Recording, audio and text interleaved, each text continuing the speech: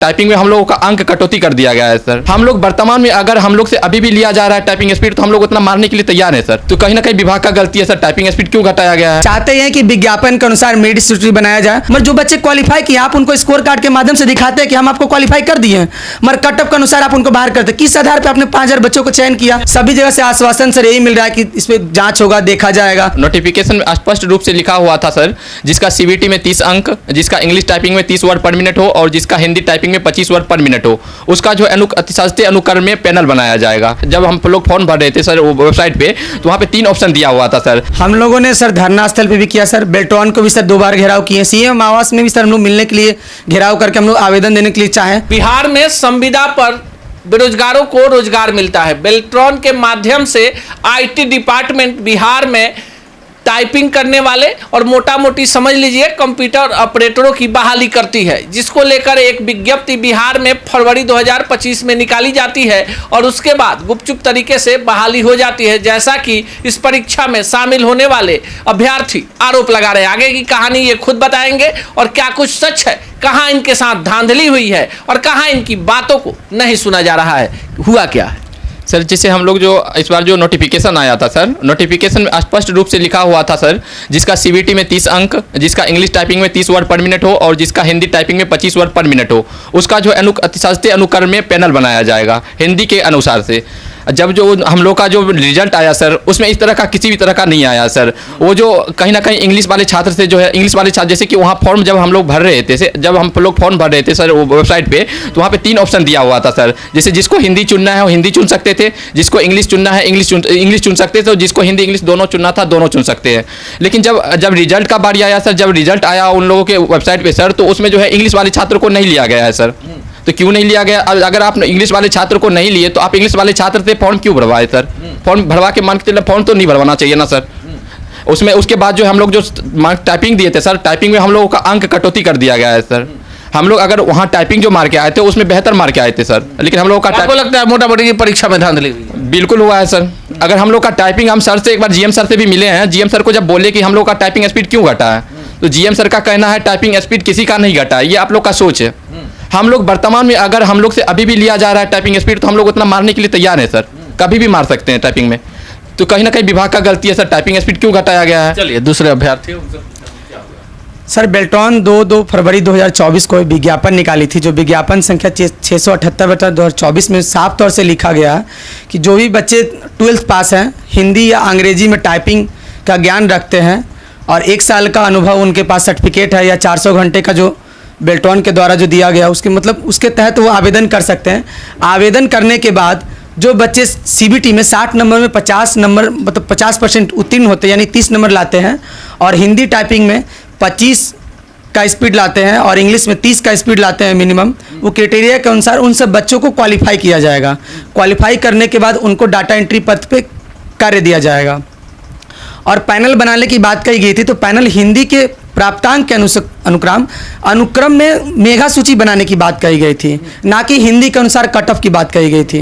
मगर यहाँ पर सर ना ही इसमें सीटों की संख्या को दर्शाया गया था और ना ही इसमें नॉर्मलाइजेशन की बात कही गई थी। मगर बेल्ट्रॉन अपने विज्ञापन के अनुसार बाद में नियम हर समय चेंज करते चले जाए, बाद में नॉर्मलाइजेशन लगा दी कि हम नॉर्मलाइजेशन लगाते हुए रिजल्ट जारी करेंगे। और हर एक बच्चे जो भी टाइपिंग दिए, क्योंकि टाइपिंग पर्सनल स्किल होता है, जो भी बच्चे टाइपिंग दिए तो स्क्रीन पर कितने आरोप क्या है? आपने परीक्षा दे दी, बेल्ट्रॉन एक विज्ञापन निकालता है कि निजी एजेंसी के माध्यम से बिहार के विभिन्न विभागों में टाइपिंग के लिए छात्रों की जरूरत है, जिसमें लाखों छात्र भाग लेते हैं। परीक्षा भी आप लोगों की हो गई, रिजल्ट आता है तो आपका कहना है कि विज्ञापन में जो दर्शाया गया था उस हिसाब से मेरिट सूची नहीं बनी है। चाहते क्या?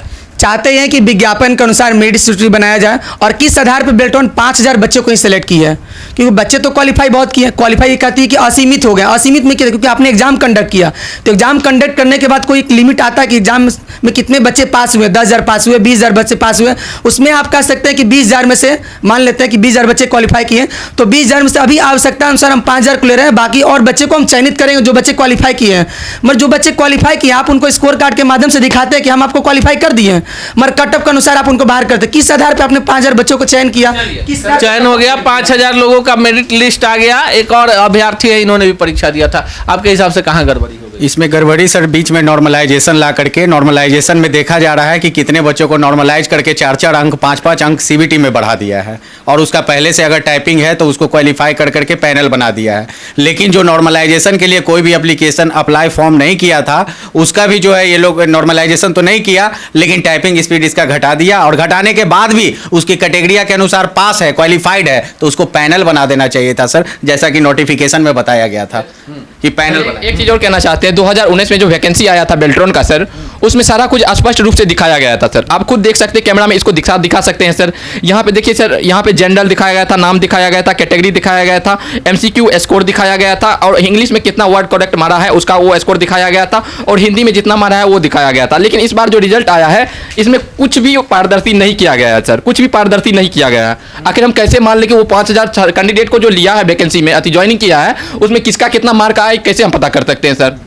तो इस विषय को लेकर आप लोगों ने कहाँ गुहार लगाई? हम लोगों ने सर धरना स्थल पे भी किया सर, बेल्ट्रॉन को भी सर 2 बार घेराव किए, सीएम आवास में भी सर हम लोग मिलने के लिए घेराव करके हम लोग आवेदन देने के लिए चाहें, और सीएम आवास में माननीय मुख्यमंत्री से मिलना भी चाहें कि इस पर से हम लोग के प्रति संज्ञान लेकर इस पर कार्रवाई किया जाए।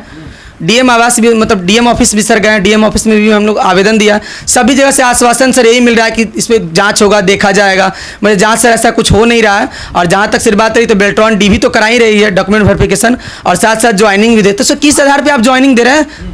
आज करीबन 150 के आसपास सर ज्वाइनिंग उर्मिला इन्फोटेक के पास बच्चे आकर के ज्वाइन कर रहे थे सर, और ये ज्वाइनिंग में कोई पारदर्शिता नहीं है।